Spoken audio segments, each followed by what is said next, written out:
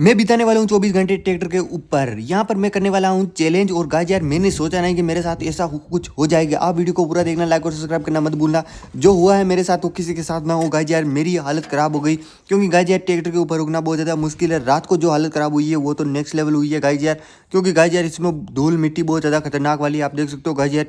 और ये बिल्कुल सुनसान खेतों के अंदर है, तो रात में तो हमारी हालत ऐसी ख़राब हो जाएगी। दिन में इतनी खतरनाक वाली धूप पड़ी रही है, आप देख सकते हो गाइस यार। और यहाँ पर बहुत ज़्यादा सांप वाप का भी खतरा है गाइस यार। ट्रैक्टर के ऊपर सांप भी आ सकते हैं, कुछ भी हो सकता है गाइस यार। बहुत ज़्यादा रिस्क है। लाइक और सब्सक्राइब करो।